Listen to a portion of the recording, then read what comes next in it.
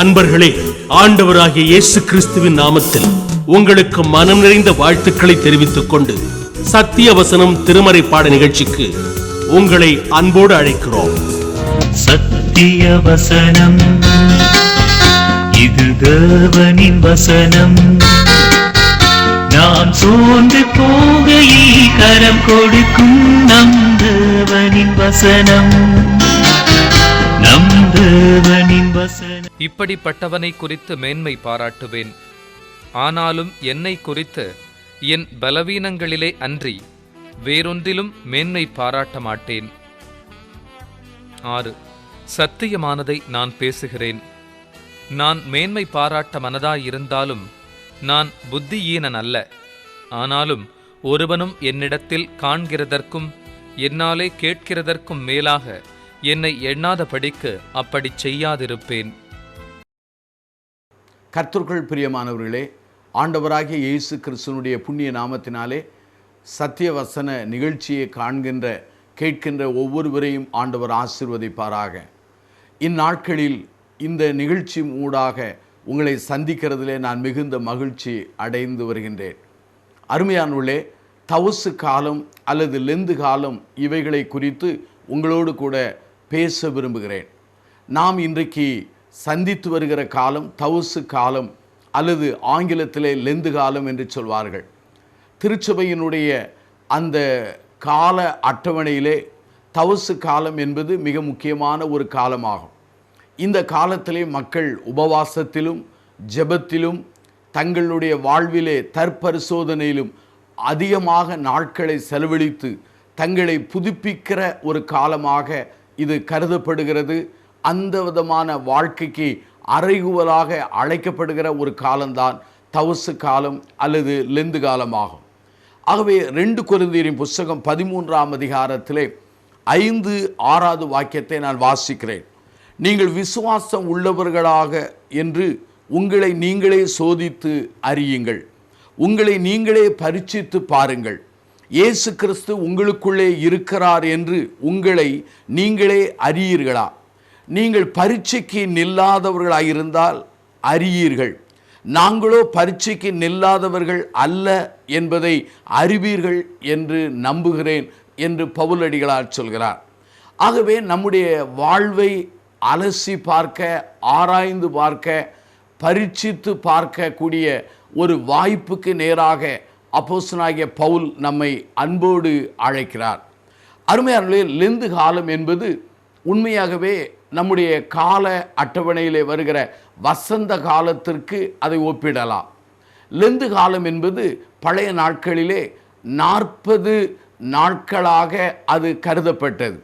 முதலாவதாக அது 40 நாளாக அல்ல, ஆதி காலத்திலே 40 மணி நேரமாக அது கருதப்பட்டது. பிறகு அது 3ஆம் நூற்றாண்டிலே அது அந்த லெந்து காலமானது 6 நாட்களாக அது மாற்றி திருத்தி அமைக்கப்பட்டது. 8ஆம் நூற்றாண்டுக்கு பிற்பாடுதான் இந்த லெந்து காலமானது திருச்சபையினுடைய சரித்திர அல்லது அந்த அளவின் அடிப்படையிலே 40 நாளாக அது மாற்றி அமைக்கப்பட்டது. ஆகவே சாம்பர் புதன்கிழமையிலிருந்து ஈஸ்டர் என்று சொல்கிற உயிர்த்தெழுந்த பண்டிகை நாள் வரையில் உள்ள அந்த நாட்களை நாம் லெந்து காலம் என்று அழைக்கிறோம். ஆகவே ஈஸ்டருக்கு முந்தி இருக்கிற ஞாயிற்றுக்கிழமைகளை தவிர்த்து நாம் கணக்கிடும் பொழுது அங்கு 40 நாட்கள் அங்கு வந்து விடுகின்றன. அருமையானவர்களே, இந்த தவசு காலம் அல்ல லெந்து காலம் என்பது ஆன்மீக வாழ்க்கையிலே ஒரு வசந்த காலம் என்று சொல்லலாம். இந்த தவசு காலத்திலே நாம் என்ன செய்ய வேண்டும் அல்லது லெந்து காலத்திலே என்ன செய்ய வேண்டும்? நம்முடைய பாரம்பரியமான ஒரு பழக்கம் என்ன? லெந்து காலத்திலே சிலதை சாப்பிட மாட்டார்கள், சிலதை சூட மாட்டார்கள், சிலதை அணிந்து கொள்ள மாட்டார்கள். லெந்து காலத்திலே ஒழுங்காக தேவாலயத்துக்கு சொல்வார்கள். ஆகவே லெந்து காலத்திற்கென்று விசேஷித்த காணிக்கை உண்டில் பெட்டிகளை கூட அநேக சபைகளிலே அங்கே கொடுக்கிற ஒரு பழக்கங்கள் காணப்படுகிறது. பல சபைகளிலே லெந்து காலத்திலே விசேஷித்த கன்வென்ஷன் கூட்டங்களை உருவாக்கி மக்களை ஆன்மீகத்துக்கு நேராக தட்டி எழுப்புகிற நன்றாக அர்ப்பணித்த பல போதகர்களையும் நான் கண்டு ஆண்டவருக்கு நான் மகிமையை செலுத்தியிருக்கிறேன். ஆகவே லெந்து காலம் மிக முக்கியமான ஒரு காலமாக காணப்படுகிறது. அருமையானவர்களே, இந்த லெந்து காலத்திலே நாம் என்ன செய்ய வேண்டும் அல்லது லெந்து காலத்தினுடைய எதிர்பார்ப்புகள் என்ன என்பதை உங்களோடு கூட பகிர்ந்து கொள்ள விரும்புகின்றேன். கொரிந்திய நிருபத்திலே பவுலடிகளார் கொரிந்திய திருச்சபைக்கு எழுதும் பொழுது, உங்களோடு ஆண்டவர் இருக்கிறாரா, உங்களோடு ஆண்டவர் பேசுகிறாரா, உங்களுக்குள்ளே விசுவாசம் இருக்கிறதா என்பதை பரீட்சித்து பாருங்கள் அல்லது சோதித்து அறிந்து பாருங்கள் என்று சொல்லி அவர் அன்போடு அறைகுவல் விடுக்கிறதை நாம் 2 கொரிந்தியர் புஸ்தகம் 13ஆம் அதிகாரம் 5-6 வாசிக்க கேட்டோம். லெந்து காலம் என்பது முதலாவதாக இந்த லெந்து காலம் ஆயத்தமாக்குகிற ஒரு காலமாகும். நம்முடைய ஆண்டவராகிய இயேசுவானவர் தன்னுடைய திருப்பணியை அவர் தொடங்குவதற்கு முன்பாக 40 நாட்கள் வனாந்தரத்திலே உபவாசித்ததாக நாம் வேதத்திலே வாசிக்க முடிகிறது. ஆகவே தன் திருப்பணிக்கு முன்பாக பிதாவாகிய தேவன் தனக்கு ஆயத்தம் பண்ணின அருமையான அந்த திருப்பணிக்கு முன்பாக ஆயத்தத்துக்கு அடிகோலாக அவர் 40 நாட்கள் வனாந்தரத்திலே அவர் உபவாசித்து ஜெபித்ததை நாம் அறிந்திருக்கிறோம். ஆகவே உண்மையாகவே இந்த கருத்தின் அடிப்படையில் வைத்தால் லெந்து காலம் ஆயத்தப்படுத்துகிற ஒரு காலம். அருமையானவர்களே, உங்களை ஆண்டவருக்கென்றும் ஆண்டவருடைய திருப்பணிக்கென்றும் உங்களுடைய வாழ்க்கையிலே ஆயத்தப்படுத்துகிற ஒரு காலமாக காணப்படுகிறது. ஆகவே தான் இந்த லெந்து காலத்திலே நாம் மிகுந்த விதமாக ஆயத்தமாக வேண்டும். நம்முடைய எதிர்கால திருப்பணிக்கு அல்ல எதிர்காலத்தினுடைய ஆண்டவருடைய காரியங்களுக்கு நம்மை ஆயத்தப்படுத்த அழைக்கப்படுகிறோம். லூக்கா 15ஆம் அதிகாரம் 28 33 வசனங்களை வாசித்து பாருங்கள். ஒருவன் கட்டடம் கட்டுவதற்கு முன்பாக அவன் உட்கார்ந்து கணக்கு பார்க்க கடவன் என்று ஆண்டவர் சொன்னார். ஒருவன் யுத்தத்துக்கு செல்வதற்கு முன்பாக அவன் உட்கார்ந்து அதற்குரிய பலன் தனக்கு இருக்கிறதா என்பதை கணக்கு பார்க்க கடவன் என்று சொன்னார். அதே போல ஆண்டவருடைய சீடத்துவ வாழ்க்கையில வாழ விரும்புகிறவர்கள் தங்களுடைய வாழ்வை உட்கார்ந்து ஆராய்ந்து அந்த காரியத்துக்குரிய காரியங்களை ஆயத்தப்படுகிற ஒரு நிலைக்கு அழைக்கப்படுகிறோம். ஆகவே லெந்து காலம் என்பது ஆன்மீகத்திற்கும் ஆன்மீக திருப்பணிக்கும் ஆன்மீக காரியங்களுக்கும் நம்மை ஆயத்தப்படுத்துகிற ஒரு காலமாயிருக்கிறது.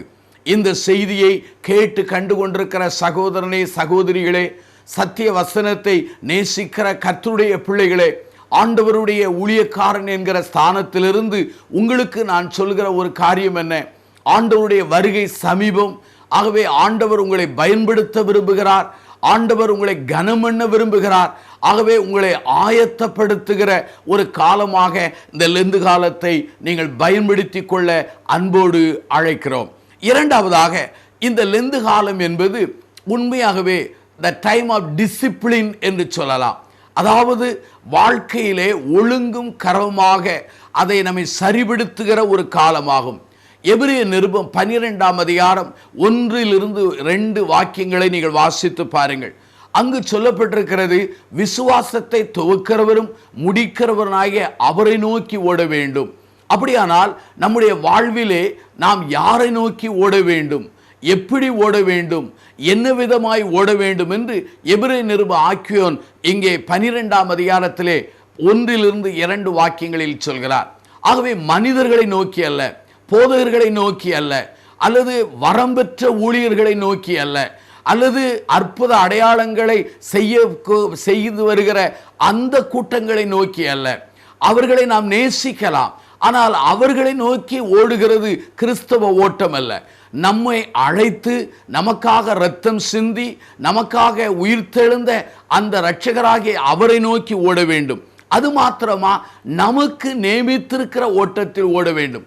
அதாவது ஓட்டப்பந்தயத்தில் பார்ப்பீர்களானால் அவர்களுக்கு என்று ஒரு ட்ராக் வைத்திருப்பார்கள். அந்த இடத்திலே ஓடுவார்கள். அந்த இடத்தை விட்டு அடுத்த ட்ராக்குக்கு அவர்கள் ஓடும் பொழுது அவர்கள் தகுதி இழப்பார்கள். அப்படியானால் ஆண்டவரை நோக்கி நமக்கு கொடுத்த அழைப்பிலே, நமக்கு கொடுத்த பலத்திலே, அந்த அழைப்பிலே அவரை நோக்கி பொறுமையோடு ஓட அழைக்கப்படுகிறோம். 1 கொரிந்தியர் புஸ்தகம் 9ஆம் அதிகாரம் 27வது வாக்கியத்திலே பவுலடிகளார் ஓட்ட பந்தயத்தை குறித்து அவர் எழுதும் பொழுது ஓட்டப்பந்தயத்திலே ஓடுகிற தான் தன்னுடைய வாழ்க்கையிலே தன்னுடைய சரீரத்தை ஒடுக்கி அவர் கீழ்ப்படுத்துகிற அந்த நிலையை அவர் எழுதுகிறார். அப்படியானால் நம்முடைய வாழ்க்கையிலே லெந்து காலம் என்பது கர்த்தருக்குள் நம்மை ஆயத்தப்படுத்துகிற ஒரு காலம். லெந்து காலம் என்பது நம்மை கட்டுப்பாட்டுக்குள்ளே ஒழுங்குபடுத்துகிற, இன்னும் ஆங்கிலத்தில் சொல்ல வேண்டும் என்றால் த டைம் ஆஃப் டிசிப்ளின் என்று சொல்லலாம். ஒழுங்கற்ற வாழ்க்கை வாழ்ந்து கொண்டிருக்கிற நம்முடைய வாழ்க்கையிலே நம்மை ஒழுங்குபடுத்தி சீராக்குகிற ஒரு காலம் லெந்து காலமாகும். ஆகவே ஜெப வாழ்க்கையிலே முறிந்து காணப்பட்டிருக்கலாம், அல்லது ஆன்மீக வாழ்க்கையிலே தடுமாறி காணப்பட்டிருக்கலாம், அல்லது தேவனுடைய கிருபையை விட்டு பின்வாங்கி போயிருக்கலாம். இவைகளெல்லாம் சரிபடுத்தி ஒழுங்குபடுத்தி அல்லது நம்மை நிலைப்படுத்துகிற ஒரு காலமாக இந்த காலத்தை நான் சொல்ல விரும்புகிறேன். மூன்றாவதாக, இந்த லெந்து காலம் என்பது ஜெபத்திற்கு அதிகமாக முக்கியத்துவம் கொடுக்கிற ஒரு காலமாகும். அதாவது உண்மையாகவே இந்த லெந்து காலத்திலே மக்கள் தங்கள் ஜெப வாழ்க்கையை அதிகமாய் புதுப்பிக்கிற நிலையை நாம் பார்க்கிறோம். நம்முடைய ஆண்டவராகிய இயேசுவானவர் எவ்வாறு 40 நாட்கள் வனாந்தரத்திலே உபவாசித்து ஜெபித்தாரோ, அதே போல இந்த லெந்து காலத்திலே மக்கள் தேவ சமூகத்திலே ஜெபிக்கிறதிலும் உபவாசிக்கிறதிலும் அதிகமாக தங்கள் நேரத்தை காலத்தை செலவிட அழைக்கப்படுகிறோம். அருமையானவர்களே, 2 நாளாகமம் புஸ்தகம் 7ஆம் அதிகாரம் நீங்கள் 14வது வாக்கியத்தை நீங்கள் வாசிப்பீர்களானால், கர்த்தருடைய ஜனங்கள் தங்களை கர்த்தருடைய சமூகத்தில் தாழ்த்தி தங்கள் பொல்லாத வழிகளை விட்டு விலகி ஆண்டவருடைய முகத்தை அவர்கள் தேடுவார்களானால் உண்மையாகவே ஆண்டவர் தேசத்திற்கு சேமத்தை வருவிப்பார் என்று வாக்குத்தத்தம் சொல்லப்படுகிறது. ஆகவே தான் அருமையானவர்களே, ஆண்டவரை தேடுவதற்காக குறிக்கப்பட்ட ஒரு காலம் லெந்து காலம். இப்படி சொல்வதனாலே லெந்து காலத்தில் மாத்திரம் ஜெபித்தால் போதும், மற்ற நாட்களிலே தூங்கி இளைப்பாற வேண்டும் என்று பொருள் அல்ல. லெந்து காலத்திலே நம்முடைய அருந்து போன ஜெப வாழ்க்கையை நாம் சரிபட வேண்டும். பிசுகி போன நம்முடைய முழங்கால்களை சரிபட வேண்டும். ஆகவே ஆண்டவருக்குள் நம்முடைய ஜெப வாழ்க்கையை புதுப்பிக்கும்படியாக ஆண்டவர் நம்மை அன்போடு அழைக்கிறார். இந்த செய்தியை கேட்டு கண்டு கொண்டிருக்கிற சகோதர சகோதரிகளே, ஒரு காலத்தில் மணிக்கணக்காக நீங்கள் ஜெபித்தீர்கள். ஒரு காலத்திலே ஜெபத்திலே மக்களோடு சேர்ந்து காத்திருந்து ஜெபித்தீர்கள். ஒரு காலத்திலே உங்களுடைய குடும்பத்திலே குடும்ப ஜெபங்கள் இருந்தது. எங்கு பிரயாணம் பண்ணினாலும் எதை செய்தாலும் ஜெபம் பண்ணாமல் செய்ய மாட்டீர்கள். ஆனால் இன்றைக்கு உங்களுடைய நிலைமை எப்படி இருக்கிறது? ஜெபம் என்பது அநேகருக்கு இப்போது மருந்தாய் மாறிவிட்டது. ஆகவே மருந்தை எப்போதும் பயன்படுத்த மாட்டார்கள். வியாதி வரும்போதுதானே பயன்படுத்துவார்கள். அதே போல அநேகருக்கு பிரச்சனை வரும்போது தான் ஜெபம் என்கிற அந்த ஆயுதத்தை எடுக்கிறார்கள். உண்மையான தேவனுடைய பிள்ளைகள் எப்போதும் ஜெபித்து கொண்டிருப்பார்கள். ஒரு உயிருள்ள மனிதன் சுவாசிப்பான். சுவாசிக்க வேண்டுமென்று அவனை யாரும் கட்டாயப்படுத்துவதில்லை அல்லது கட்டளை கொடுப்பதில்லை. அவன் உயிர் உள்ளவனாய் இருப்பான் என்றால் கட்டாயம் அவன் சுவாசிப்பான். ஆகவே ஆண்டவருக்குள் வாழுகிற உண்மையான அடியான் உண்மையாகவே அவன் ஜெபத்திலே தரித்திருப்பான், ஜெப சிந்தையிலே நிறைந்திருப்பான், ஜெபத்திலே நம்பிக்கை வைப்பான், ஆண்டவரோடு உள்ள உறவிலே அவன் புதுப்பித்துக் கொள்வான். ஆகவேதான் லெந்து காலம் என்பது நம்மை ஆயத்தப்படுத்துகிற காலம். லெந்து காலம் என்பது உண்மையாகவே நம்மை ஒழுங்குபடுத்துகிற காலம். லெந்து காலம் என்பது நம்முடைய வாழ்க்கையிலே ஜெபத்திலே நம்மை தரிப்பிக்கும்படியாக அதிலே முன்னேறி செல்கிற ஒரு காலமாகும். 4வதாக, இந்த லெந்து காலம் என்பது ஆன்மீக புதுப்பித்தலின் காலம். வேத வசனம் சொல்கிறது, ஒருவன் கிறிஸ்துக்குள் இருந்தால் அவன் புது சிருஷ்டியாய் இருக்கிறான், பழையவைகள் யாவும் ஒளிந்து போய்விட்டன. அப்படியானால் ஆன்மீகத்திலே நன்றாக ஓட ஆரம்பித்த அநேகர் இடையிலே அவர்கள் திசை மாறி தடுமாறி விழுந்து போன ஒரு சூழ்நிலையை நாம் கண்கூடாக பார்க்கிறோம். ஆனால் இந்த லெந்து காலத்திலே பின்வாங்கி போனவர்கள், மறுதலித்தவர்கள், ஆண்டவரை தூஷித்தவர்கள், ஆண்டவருடைய உறவு வேண்டாம் என்று கசந்து போனவர்கள், அல்லது ஆண்டவருடைய வரங்களையும் வல்லமைகளையும் விற்று போட்ட அநேகர் தங்கள் வாழ்க்கையை புதுப்பிப்பதற்காக தேவன் கொடுத்திருக்கிற ஒரு காலம்தான் இந்த லெந்து காலம். இந்த லெந்து காலத்திலே நீங்கள் எதிலே விழுந்தீர்கள்? என்ன காரியத்திலே தடுமாறினீர்கள்? ஆதிகால அன்பு நம்மிடத்தில் இருக்கிறதா என்று கண்டுபிடித்து அதை சரி பண்ணுவதற்காக ஆண்டவர் நமக்கு கொடுத்திருக்கிற ஒரு காலம்தான் இந்த லெந்து காலம். ஆகவே இந்த லெந்து காலத்திலே நம்முடைய வாழ்வின் ஆன்மீகத்தை புதுப்பிக்க அழைக்கப்படுகிறோம். புதுப்பித்தலிலே நாம் செயல்பட அழைக்கப்படுகிறோம். புதுப்பித்தலிலே நீங்கள் முன்னேறுவீர்கள் என்றால் இந்த லெந்து காலம் உங்களுக்கு ஆசீர்வாதமாக அமையும். ஆகவே நான் முதலாவது சொன்னேன், லெந்து காலம் ஆயத்தப்படுத்துகிற காலம், லெந்து காலம் நம்மை ஒழுங்குபடுத்துகிற காலம், லெந்து காலம் ஜெபத்திலே தரிப்பிக்கிற ஒரு காலம், லெந்து காலம் ஆன்மீகத்தை புதுப்பிக்கிற ஒரு காலம், லெந்து காலம் இன்னொரு காலமாக நான் கருதுகிறேன். அது என்னவென்று சொன்னால், ஆண்டவரின் நற்செய்தியை மற்றவர்களுக்கு பகிர்ந்து கொடுக்கிற ஒரு காலம், ஆண்டவர் மேல் உள்ள நம்பிக்கையை மக்களுக்கு சொல்லுகிற காலம் அல்லது அறிவிக்கிற காலம். இன்றைக்கு அநேகர் லெந்து காலத்தில் பாடல் பாடுகிறார்கள், கூட்டங்களை நடத்துகிறார்கள், கூட்டங்களில் செய்தியை கேட்கிறார்கள், அல்லது ஆன்மீக வரங்களையும் வல்லமைகளையும் அனுபவிக்கிறார்கள், அதோடு நின்று விடுகிறார்கள். ஆண்டவரை அறிந்து கொண்ட முதல் நூற்றாண்டு திருச்சபையார் யாரும் ஆண்டவரை அறிவிக்காமல் இருந்ததில்லை. ஆண்டவரை அறிந்தவர்கள் தானாகவே அறிவித்தார்கள். அப்படியானால் இந்த லெந்து காலத்திலே ஆண்டவர் மேல் உள்ள நம்பிக்கையை, ஆண்டவர் மேல் நாம் வைத்திருக்கிற விசுவாசத்தை, ஆண்டவரை நாம் புரிந்து கொண்ட தன்மையை, ஆண்டவர் நம்முடைய வாழ்க்கையிலே செயல்படுகிற அந்த விதங்களை அல்லது வழிகளை, ஆண்டவர் நம்மை ஆசீர்வதித்த காரியங்களை, நம்முடைய நெருக்கங்கள், பாடுகள், இவைகளிலே தேவன் நம்மை தாங்குகிற அந்த காரியங்களை மற்றவரோடு பகிர்ந்து கொள்ளுகிற ஒரு காலம் லெந்து காலம். இதைத்தான் நம்முடைய ஆண்டவராகிய இயேசுவானவர் பரம்பேறும்போது சொன்னார், உலகமெங்கும் போய் சர்வ ஜாதிகளுக்கும் நற்செய்தியை அறிவியுங்கள் என்று சொன்னார். அப்படியானால் இந்த லெந்து காலத்திலே உங்களையே பலப்படுத்தி கொண்டு உட்கார்ந்து விடாதீர்கள். மற்றவர்களை உற்சாகப்படுத்துங்கள், மற்றவர்களை புதுப்பித்தலுக்கு நேராக வழி நடத்துங்கள், மற்றவர்களை ஜெபத்திலே தாங்குங்கள், மற்றவர்களை வாழ்விலே ஒழுங்குபடுத்துகிற காரியங்களிலே தேவ ஒத்தாசையோடு செயல்படுங்கள். அப்படி செயல்படும் பொழுது ஆண்டவராகிய கர்த்தராகிய இயேசுவானவர் இந்த லெந்து காலத்தை உங்களுக்கும் ஆசீர்வாதமாக்கி தருவார், உங்கள் குடும்பத்துக்கும் ஆசீர்வாதமாக்கி தருவார். நீங்கள் எந்த சபையிலே ஆராதித்து கொண்டிருக்கிறீர்களோ அந்த சபைக்கும் ஆசீர்வாதமாக்கி தருவார், இந்த தேசத்திற்கும் ஆசீர்வாதமாக்கி தருவார். ஆகவே இந்த லெந்து காலத்தை பயனுள்ள காலமாய் மாற்ற ஆண்டவர் நமக்கு அருளும் வல்லமையும் தருவாராக. பிரார்த்தனை செய்வோமா? ஜீவனுள்ள பிதாவே, இந்த நாளுக்காக நாங்கள் நன்றி சொல்கிறோம். இந்த ஆண்டிலே நீர் எங்களுக்கு தந்திருக்கிற இந்த நல்ல லெந்து காலம், தவுசு காலத்துக்காக நாங்கள் ஜெபிக்கிறோம்.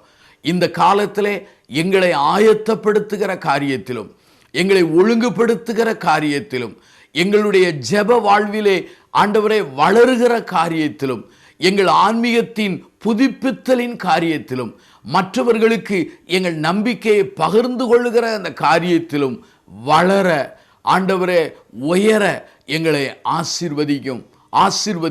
அதற்கு எங்களை ஒப்புவிக்கிறோம். இந்த தீர்மானம் செய்து கொண்டிருக்கிற அல்லது அந்த தீர்மானத்திலே ஆண்டவரை செயல்பட தீர்மானித்த ஒவ்வொரு மக்களையும் நீர் ஆசீர்வதியும். ஒரு குறைவில்லாமல் அவர்களை நடத்தும். லெந்து காலத்திலே புதுப்பிக்கப்பட்ட மக்களாக அவர்கள் பிரகாசிக்க உதவி செய்யும். இயேசுவின் நாமத்தில் பிரார்த்திக்கிறோம் ஜீவனுள்ள பிதாவே.